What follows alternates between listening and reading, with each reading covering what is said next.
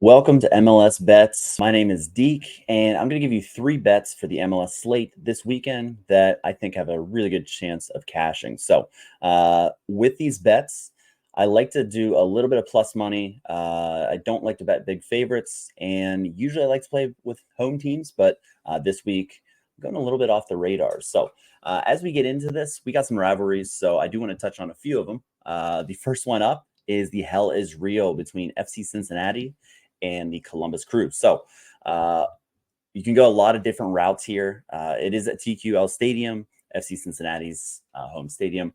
And I'm actually going to go with the over, and I'm going to go with over 3.5. Instead of playing a juiced 2.5, I'm going to go one more and go for the over 3.5. So over 3.5 is plus 134.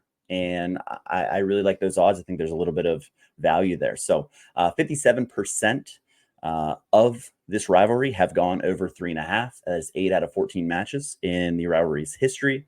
A lot of high scoring affairs going back to the playoffs last season, and last year there's several of them. So I really like that. At home, FC Cincinnati is scoring an average of 1.71 goals per game, and on the road, Columbus is scoring 2.08. They're scoring at will.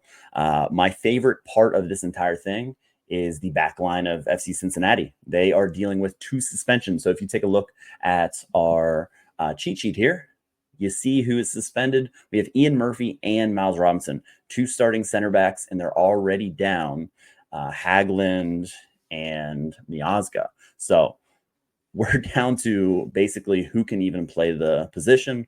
Awazium is the guy, but then you have Powell, who's a wingback, who can play a little bit of right center back. Then Kip Keller, he's a backup, but he's going to be forced into action. These guys are not going to be able to contain Cucho. And on the other side of it, Lucho Acosta's back, and he's ready to go. He is pretty much penciled in for a goal or an assist since he's at full strength, and he has been ready to play. He hasn't started in a while, so he's going to be ready to roll in this great rivalry. So I do like the over in this matchup that I could really see being like a 2-2 game or maybe a 3-2 game. So decent odds there compared to some of these other matches that won't see as much scoring. My next favorite, I don't really like going with road teams, but in this situation, I'm going with the road team. It's FC Charlotte. So this is kind of basically not too many teams are doing worse right now as far as our current form between these two. So Charlotte FC is plus 140 on the money line. I am going to ride with them on the road, traveling to Montreal in a matchup where Montreal is probably in the worst form that you can possibly be in. They were absolutely shellacked the last 2 matches, 4-1 loss and a 5-0 loss at home to New England. While things can change from time to time, I am out on Laurent Courtois. He's like Nancy's. Basically, he was supposed to be the next one, coaching with the Columbus Crew number 2 team. And then, it's just not working. His player personnel, Kokoro and Jose Martinez, have had spats with him where they just, aren't seeing eye to eye with the coach. And there's some serious issues there. Managing the players and just kind of having those issues. The crazy thing about this is neither team has won the league since July 13th. So to bet either of these teams to win is kind of crazy, but I do like Charlotte. Charlotte is coming into this game. Ajiman is dealing with a stub toe, but it was Swiderski's match to start anyway. Leo Abada, I really think he's going to get into some form. I really think he scores. And I'm excited to see like Pep Biel, new signing, and that back line, Tim Ream, the elder statesman. Kind of surprising that they picked him up. And Charlotte's back line is phenomenal. And you have Kalina and Nets, and I really see a clean sheet.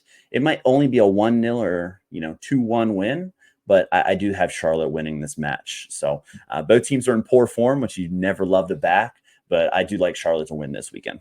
And my last one, I do have a Philadelphia Union jersey, but I am going against Philly and Inter Miami. So Inter Miami is the hottest team that there could possibly be, just because they've won without Messi. They've made it look easy.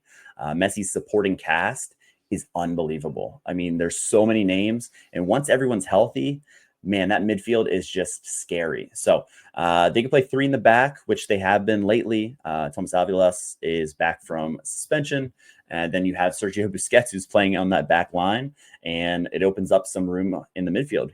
Bright has been a very bright spot, and you have Redondo, who's unbelievable. And a lot of these guys are just in crazy form. Luis Suarez just retired from international play. He's back, and he'll be hungry. And the GOAT, Messi, is questionable.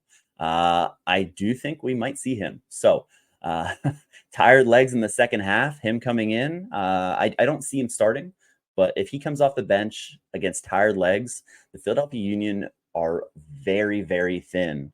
And they're facing some more adversity with some international injuries that came up. So Andre Blake is questionable. He is dealing with a groin issue. He has been so injury prone that this team is completely different whenever either Andrew Rick or Semla is in there. It should be Semla if Blake can't go. And this game completely changes with Semla in net. So that's one to watch. The other one is Ty Baribo. He's coming back. He should be able to go. Coach Curtin said that he should be able to go, but he is handling a little bit of a knock. So if he's not 100%, he has basically been the bright spot. Gazdog, he is kind of coming into this a little bit knocked as he was hurt in the last match, but he is good to go as well. So some of these guys are carrying a little bit of injury. Harriel, another one, coming into it with a bit of an injury. Damian Lowe has been sold. So we have Elliott and Glesnes. That's it basically on the center backs. Macania has not played a single minute all season. So you're very thin in every position. Where do we go from here? I'm going to cook up a same game parlay. I'm going to take Inter Miami minus 200. It's a little juiced. And I'm going to same game parlay with that with both teams to score. So both teams to score is minus 182. You put those together, it's a plus 157 bet.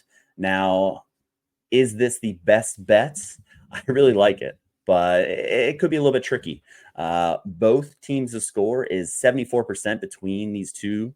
If you compare that to the MLS average, that is 11% higher than the MLS average. If you take a look at the odds and see the implied percent, that is a minus 182 is 64.5% implied, and the implied edge is 9.5% on this. So I do like both teams to score. Philadelphia usually scores. On the road, they have been really good.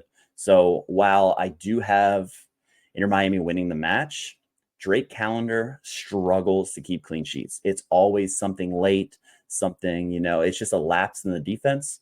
The backline's good, but they just make these simple mistakes where I wouldn't be shocked if, a simple mistake like a penalty and Gazdog converts. And I really like Philadelphia to score, but not win the game. So you combine these two together, plus 157.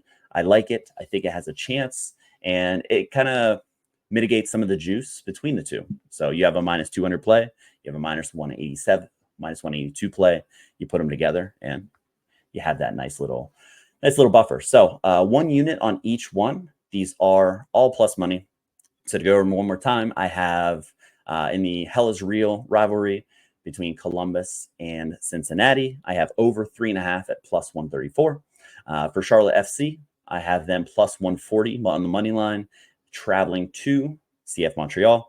And then lastly, I have a same game parlay with Inter Miami money line, which is minus 200, and both teams to score at minus 182.